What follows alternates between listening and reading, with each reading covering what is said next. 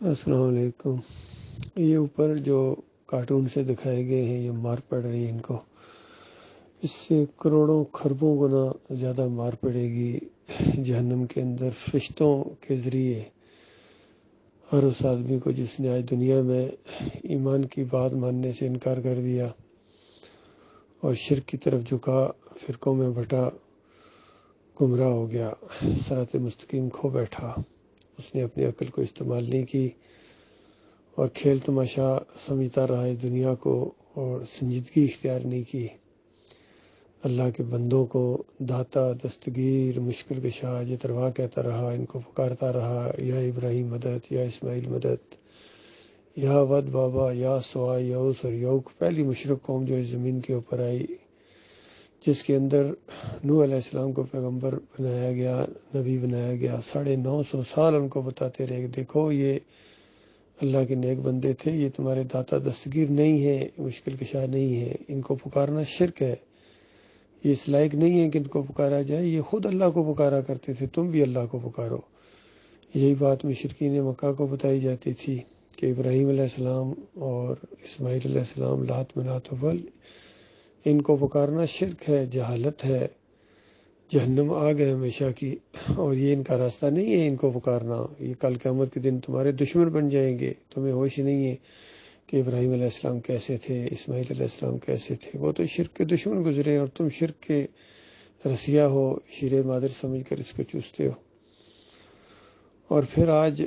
جو قوم پھر اسی شرک کے اندر مبتلا ہو گئی، ان کے بت بدلی کیے ابلیس نے، انداز وہی ہے۔ آج یہ بتوں کو نہیں بلکہ قبروں کو اور مزاروں کو پوجتے ہیں، ان کے سامنے جھکتے ہیں، رکوع اور سجدے کرتے ہیں، واسطے وسیلے دیتے ہیں اور ان کے نظر و نیاز ان کے چڑھاوے چڑھاتے ہیں، چادریں چڑھاتے ہیں، پھر وہاں قوالیاں گاتے ہیں، بھجن کی طرح، ڈنڈوت کی طرح سجدہ تعظیمی کرتے ہیں، پھر نعرے لگاتے ہیں، کوئی کہتا ہے یا علی مدد، کوئی کہتا ہے یا رسول اللہ مدد، کوئی کہتا ہے یا بری کر کھری، یا بی الدین چشتی پار لگا دے کشتی۔ ایک طوفان برپا ہے کفر و شرک کا ان مسلمانوں کے اندر۔ یہ باقی ساری قوموں سے زیادہ شرک کرتے ہیں، یقین کیجئے۔ یہ مسلمان یہ سمجھتے ہیں کہ نبی علیہ السلام بھی ایسے ہی تھے، ہی صحابہ کرام ایسے تھے۔ ان کو اس وقت ہوش آئے گی جب موت کا فرشتہ ان کے سامنے آئے گا اور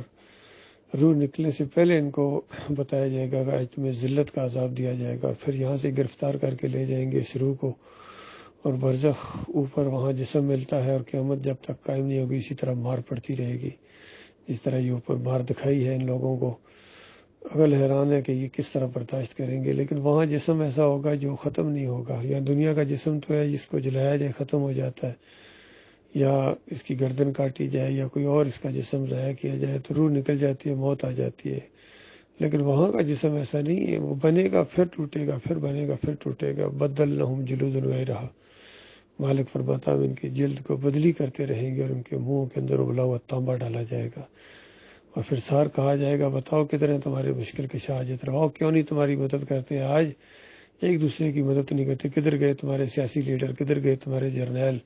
کدھر گئے تمہارے بڑے بڑے لیڈر اور بڑے بڑے پیر اور پیرانے پیر کدھر گئے، آج بچائیں تمہیں۔ اس وقت تو انسان چیخے گا، چلائے گا، دنیا میں آنے کی خواہش ظاہر کرے گا، لیکن دنیا میں نہیں آ سکے گا۔ اللہ تعالیٰ اس خوفناک انجام سے اپنی پناہ میں رکھے۔